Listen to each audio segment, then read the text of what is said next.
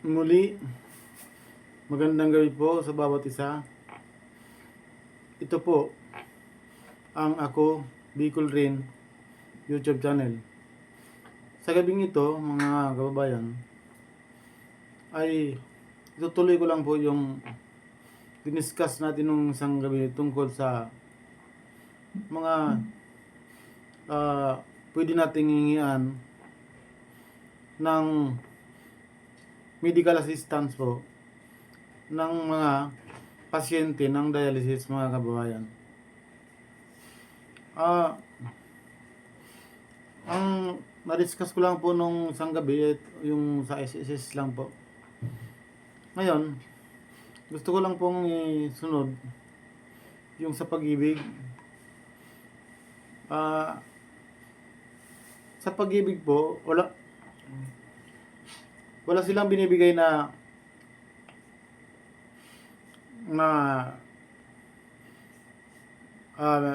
benepisyong pensyon. Kung hindi, ang inaalok po nila ay kapag di na tayo nagtatrabaho, pwede nating ilamsam ang buong contribution natin sa pag-ibig, mga kababayan, kapag tayo ay di na makakapagtrabaho.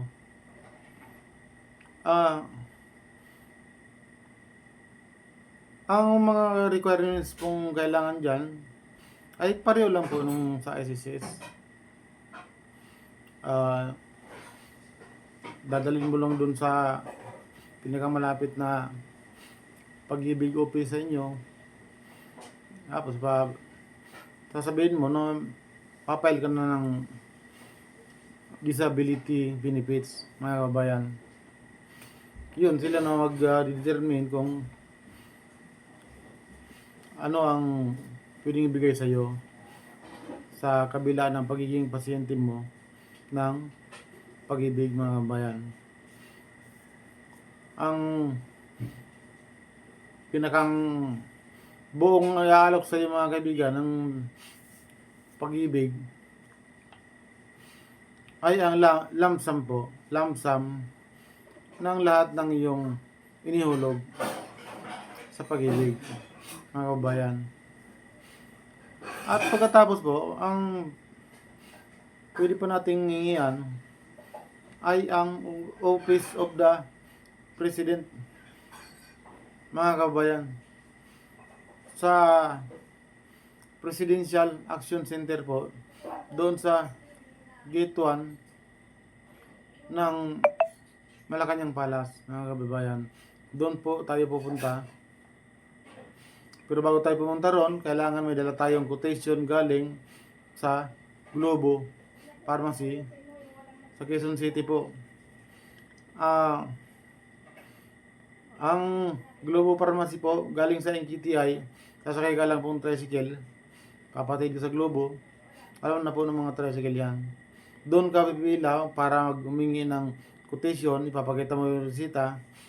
Yun lang po. Maghihintay ka na lang na ibigay sa iyo yung quotation paper na bibigay sa iyo. Yun ang importanteng requirements na kailangan doon sa Presidential Action Center, mga kababayan. Pagkatapos, ang pangatlong sasuggest ko sa inyo ay ang Department of Social Welfare and Development o ang DSWD. Mga kababayan, may mga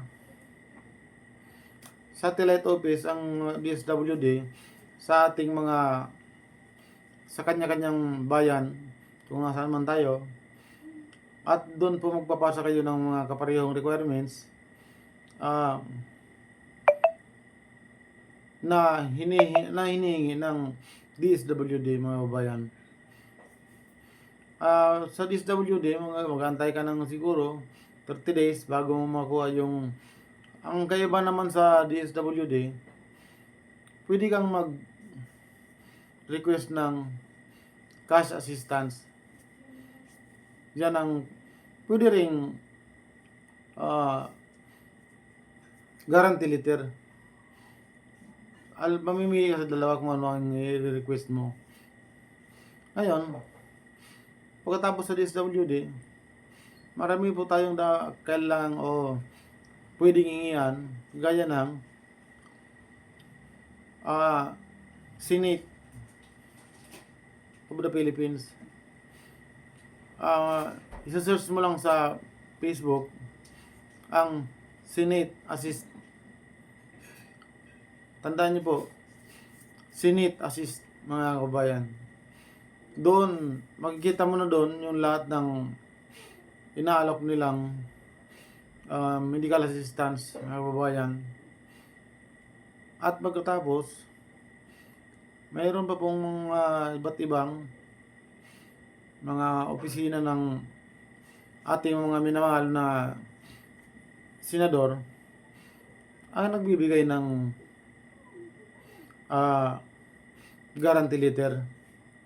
Kagaya po ni Senator Rapi Tulfo at si Senator Erwin, pwede po kayong magsadya sa kanilang tanggapan. Si Senator Erwin, Quezon City, si Senator Rapi po ay sa himpilan po ng Channel 5. Mismong doon po kayo pupunta. Dala nyo ang mga papilis, mga kababayan. At maliban sa magkapatid na senador natin, Tulfo, may marami pa tayong mga senador na pwedeng yan. Kaya po ni Erwin Wayne Gatchalian. At mayroon pa pong iba, si Loren Legarda. I-search nyo lang po yung mga kanilang mga email address sa Google. Makikita nyo po doon yung mga email address ng ating mga butihing senador, mga kababayan. Magpapadala lang kayo ng email na kayo humingi ng tulong at sila naman po ay kagad-agad na magpapadala ng kasagutan. At ang isa pa po, gusto kong ipaalam sa inyo na mayroon pong iba't ibang party list representatives o ang mismong party list ang nag-aalok ng medical assistance po sa mga, hindi lang sa pasyente ng dialysis, sa lahat po ng may kailangang tulong medikal, ay pwede po lumapit sa mga party list na malapit po sa inyo o kinabibilangan po ng inyong sektor, mga kababayan. At ang isa pa po, mga pwedeng hingyan ng cash assistance, yung sa mga taga-probinsya, yung inyong Office of the Governor, mayroon din pong binibigay na cash assistance. At pagkatapos po, mayroon din po ang Office of the Mayor, mga kababayan. Yan po ang sa ngayon, yan muna ang bibigay ko sa inyong may papalam ko sa inyo na mayroon po tayong mga